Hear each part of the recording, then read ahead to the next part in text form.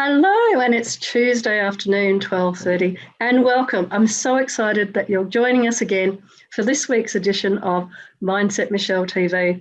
And I hope you've all had a fabulous rest and a beautiful time over Easter. I know that where we've been, it's been fabulous weather, and we've been very, very blessed to have such brilliant weather over this Easter break. And so today, I'm so super excited to be welcoming to Mindset Michelle TV the one, the only, the fabulous, the Adam Franklin. I think of Adam as, hello, Adam. I think of Adam as the guru of all things social media and especially all things LinkedIn. As we know, LinkedIn just keeps changing and evolving and growing, and it can be a little bit difficult to keep on top of all of that. But we'll get to that later.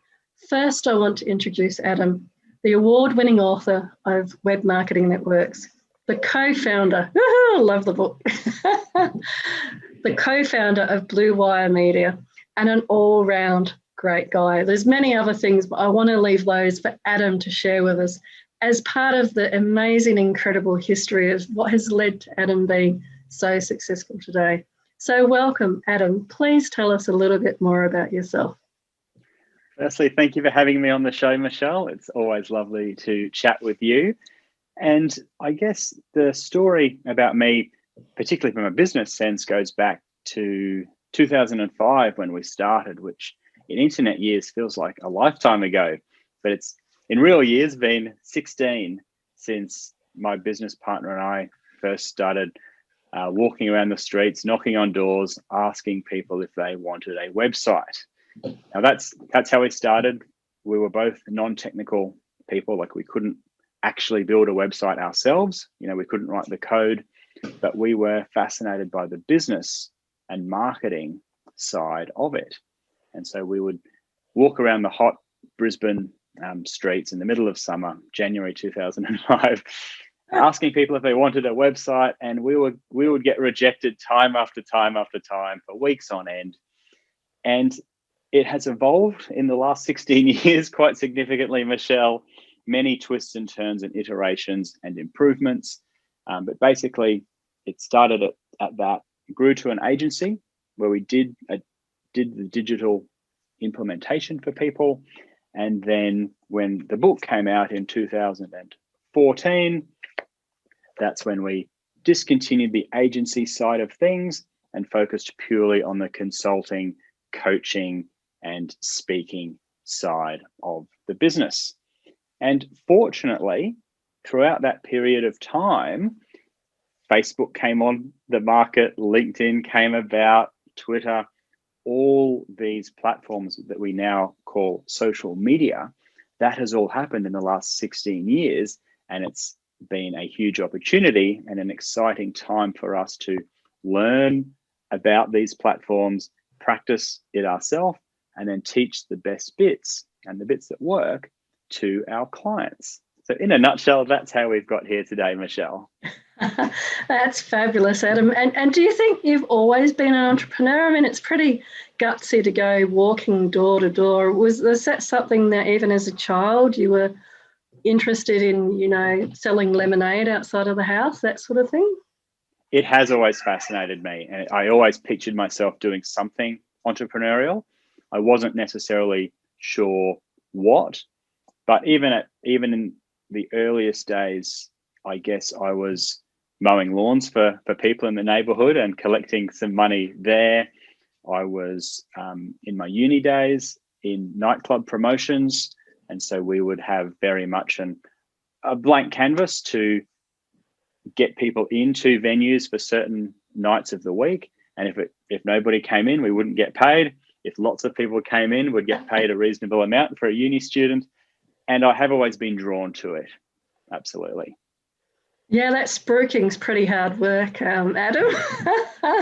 It definitely can be. It definitely can be very fun and rewarding when things go well, but it can be pretty soul-destroying or confronting when it doesn't. But that's what I was up for. That's what I enjoy. And I think that's probably part of the entrepreneurial part of it all.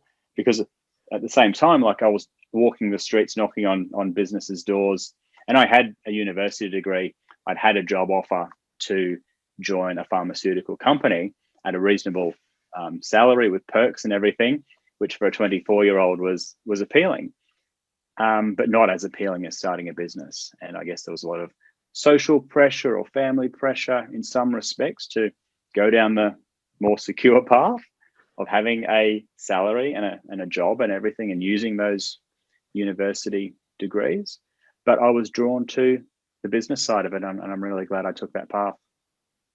It's interesting, those paths that we take, especially in those younger years, isn't it? And I'm really interested, and I'd love for you to talk a little bit, Len, about even from those early days, what do you think it was that success meant to you? You know, success when you were spruiking or walking the pavement? Absolutely. So the success has always meant to me, at least in my business and since university days, has been a number of things. Firstly, the time, the freedom of time to have the choice over how you spend that time. And if you choose to go to the beach for the afternoon, perfect. If you choose to spend a night, preparing a webinar or a speech or something like that, then absolutely, that's fine too. So the time and that freedom, but also having a meaningful contribution. Like, I feel as though running my business and building my business has had a much bigger contribution to the marketplace and to me personally than going into a job as a drug rep, which was the pharmaceutical role that I was considering at the time. And I'm that type of role would be totally meaningful for a lot of people. But for me, I feel though the contribution of my highest value contribution is through the business. And so being able to spend that time how you wish with people that you want to be spending your time with and making a contribution that is meaningful to me, that's how I define success. And that's what I've had as my compass to keep me going on the path that I feel is right for me. That's so great, Adam. And I really, I'm reminded as I look at your background, John Demartini talks a lot about when you're talking to people to look at what they value in terms of what they have in their place. And so I love how you've got your surfboard next to your books. And that really epitomizes and again reflects what you're saying about that freedom and flexibility of time, so that if you need to work on the business, you work on the business, but if you want to go for a surf, you go for a surf as well. And that freedom I found is you can do that when you run a business. It's not so easy when you're in a car or in a job in the city. You can't just necessarily duck out as easily for a surf. So yeah, it works for me. That's fabulous. And do you think that that's similar to what you'd say you're passionate about? Are you passionate about, for example, like social media now and LinkedIn, or are you passionate about other things? I'm passionate about many things, but particularly I've always been passionate about the social connection as well as the science of it. So I studied biochemistry. So technically I'm a biochemist. I've always gravitated to scientific things, but in conjunction with that, I've also loved the social connection side. And so, like, if I go back to university days, I loved the nightclub promotions side of it, because there is some science to putting offers together, putting together a theme for a night of, say, at a nightclub, because people, they haven't been yet, so they don't know what it's going to be like. But the science of actually then, whatever that offer is, getting that out to people through email or through posters or through handing out flyers or through messaging your friends, was the scientific side of it. But then the social connection of when people do turn up on the night and you can have a drink with them, or you can let them in and have that social connection. I've always loved that. And so when I fast forward to the business, it makes logical sense to me that I love the scientific side of marketing, the analytics, the search engine optimization, the crafting videos or sales pages or whatever, because what it allows you to do is it allows you to have then the social connection when people do discover you from a video or from a webinar or from an article that you might have written, and they can come into your world and then you can have a meaningful social connection with these people. So I love, yeah, the science and the social side of it. And I love how that's the theme that I'm picking up throughout your background and your experience, you know, being there during the day at uni, studying a very scientific topic, which again has like the building blocks around the structure and the logic of the science, and then going out spruiking at night to kind of balance the other side of it. And the same with going door to door when you couldn't actually program your own websites, but knowing that you would then sell it and then program a website, get a programmer in. That sounds fabulous. And some of the viewers may not be quite as entrepreneurial or quite as tech savvy or social media savvy. So I think in terms of great advice that you might be able to give them for being better on social media, and remembering that it is that science and people that are both as important as each other, what do you think might be 3 keys to creating a successful mindset that you could share with them? Okay, so the thing with social media is that it is social, and nearly all of us are capable of having a conversation with somebody in real life. We're capable of going up to somebody and introducing ourselves and asking some questions of that other person. And so we need to just remember that we can do it in real life. We just apply the same rules, the same human nature to our interactions on social media. Same deal when it comes to talking. We can easily talk to somebody on Zoom. We can easily talk to somebody in real life. It's the same process of just sharing that same type of information with people on social media, and that's like the content that we publish.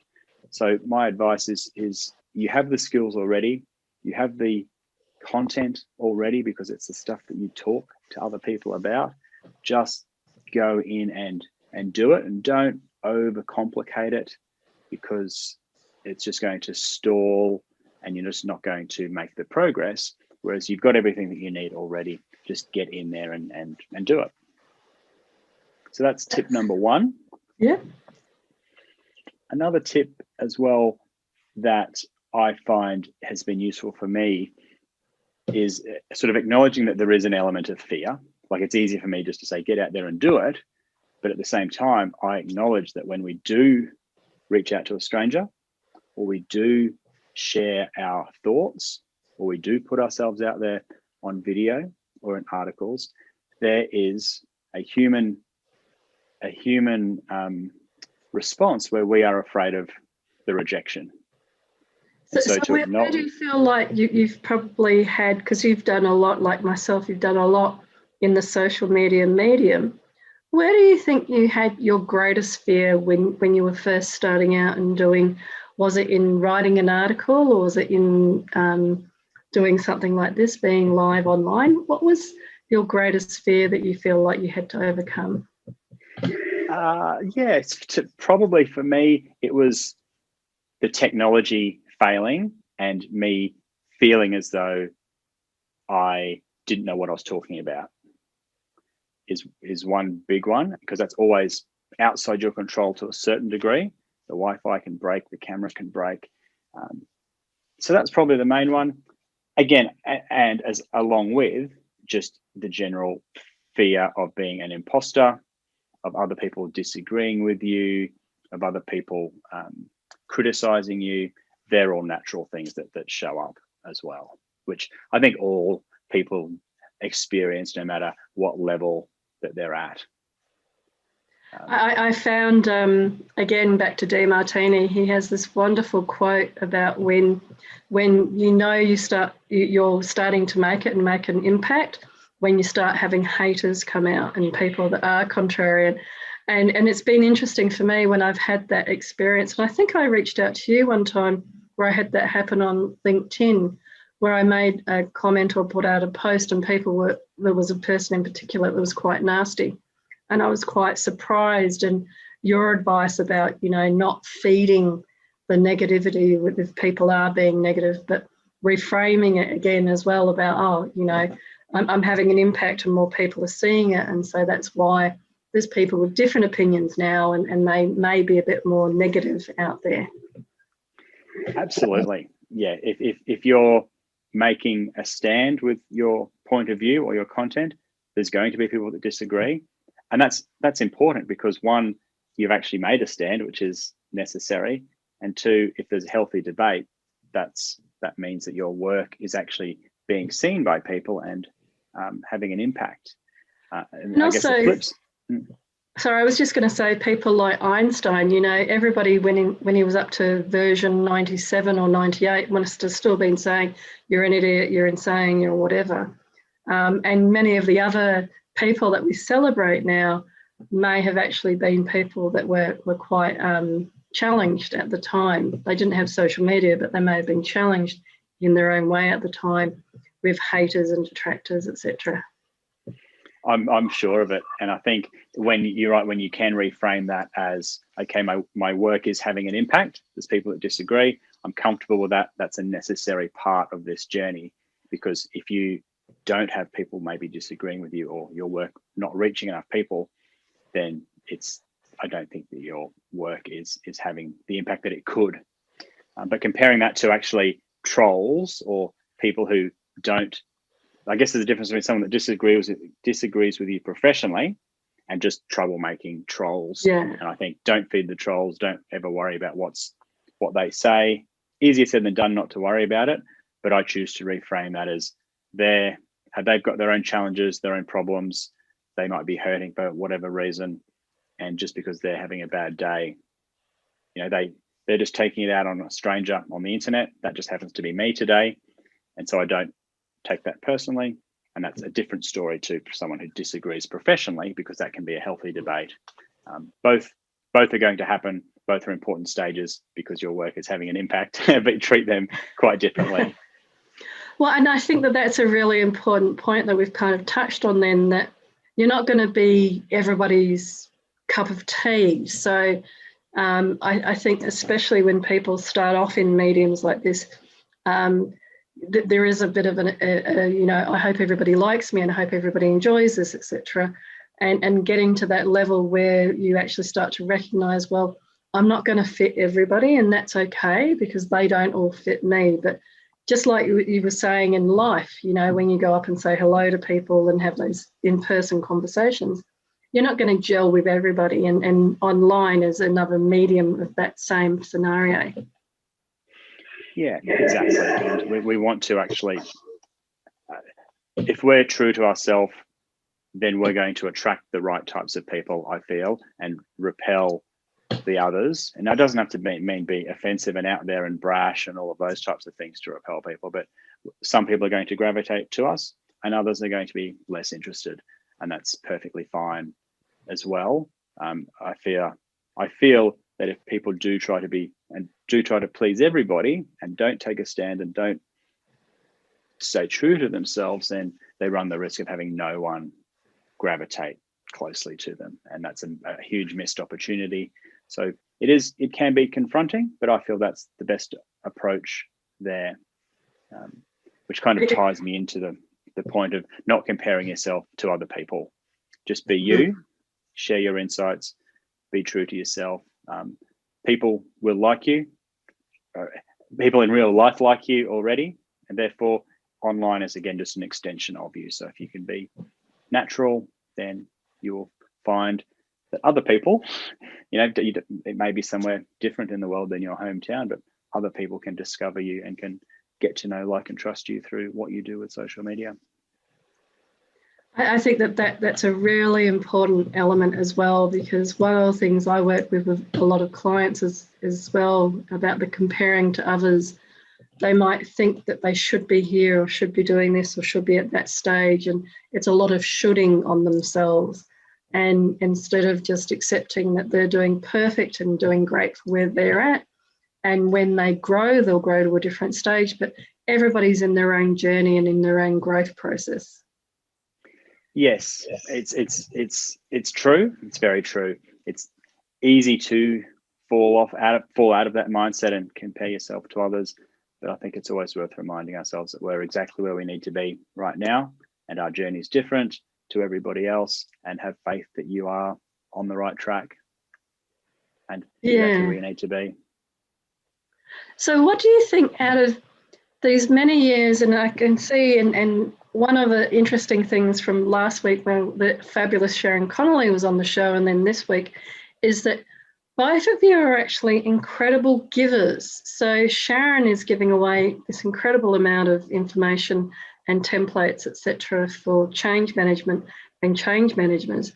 And I know you do something similar. You have like 33 templates at least for social media, you know, whether it's planning the calendar or doing social media, this or that. What do you think kind of inspired you to share so much? What other people could think, oh, I can charge for that, or I should only give it away to my private clients? What inspired you to give away so much of your IP?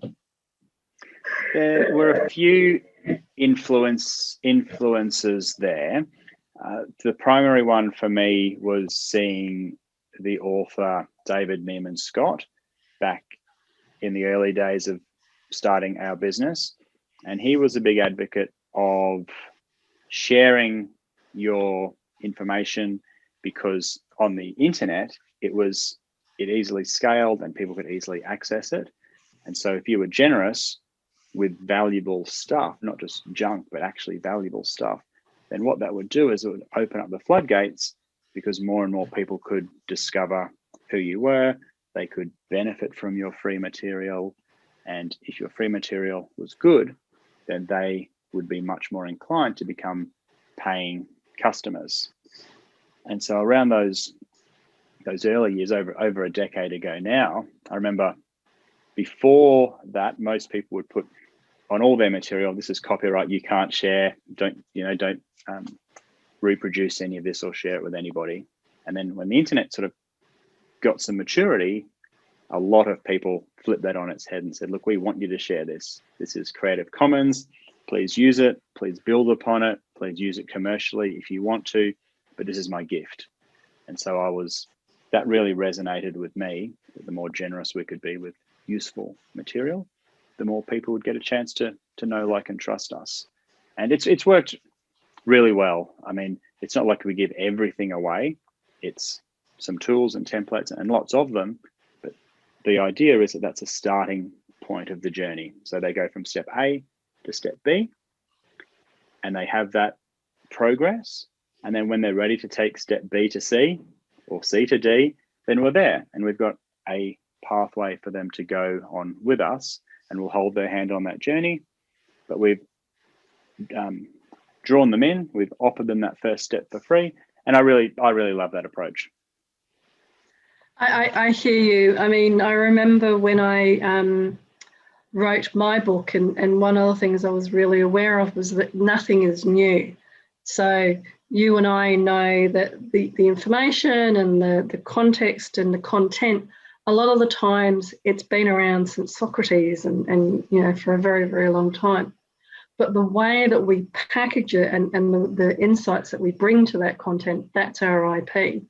And the giving away of some of the easier stuff and the templates, I love giving away the templates as well, because that stuff just makes people's life easier, and it does help them to get to know, like, and trust you.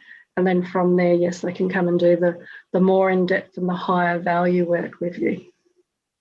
Yes, absolutely. And I think a mindset thing that's worked well for me is actually giving myself credit for what I've actually picked up in terms of knowledge over the 15 or 16 years since I started. Oftentimes it feels like, oh, surely everybody knows this, but they don't. And that's the reason why many of us, in whatever business or role that we have, is why we have work, because there's stuff that we know that other people don't. And if we're able to help them, and if we're able to help them in a way that they can understand and feel empowered versus feeling overwhelmed and helpless, then that's incredibly valuable to them. And I personally overestimate how wonderful other people are and underestimate how much impact I might be able to have.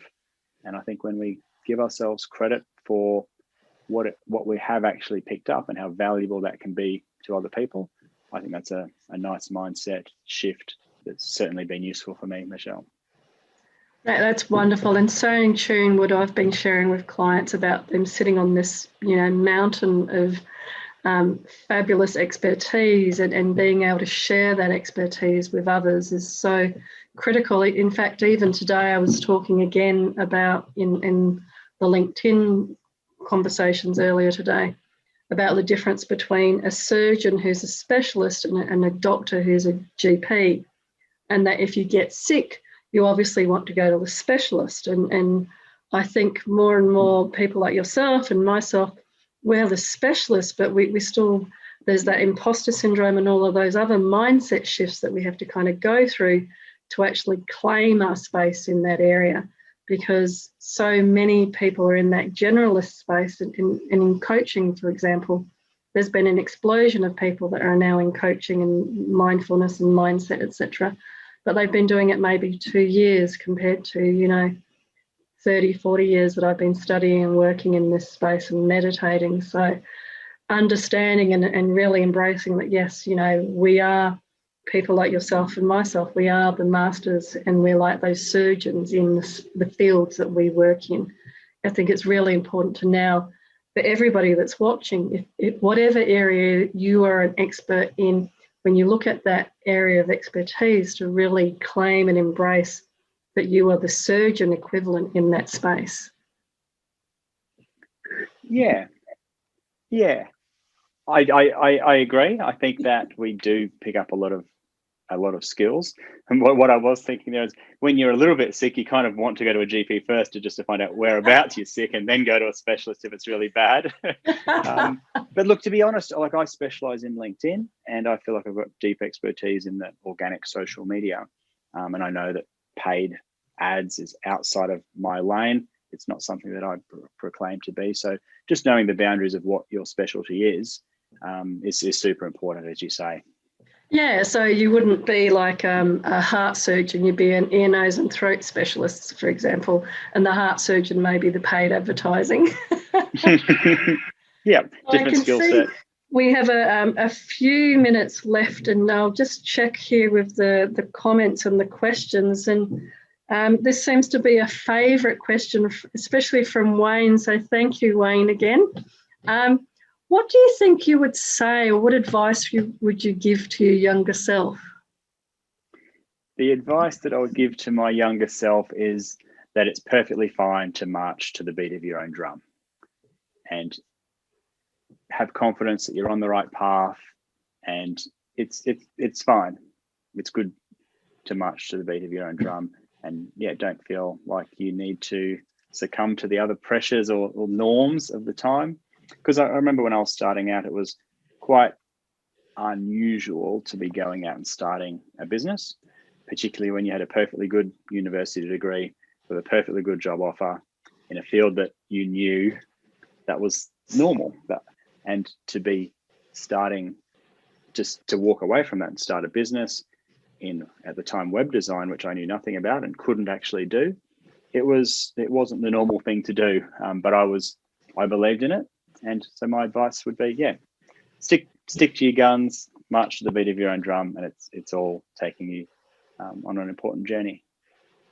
That's wonderful, wonderful way of ending the show here today. And I love that, marching to the beat of your own drum. And how can people connect with you and hear more or talk to you more about their own maybe social media or LinkedIn needs, Adam?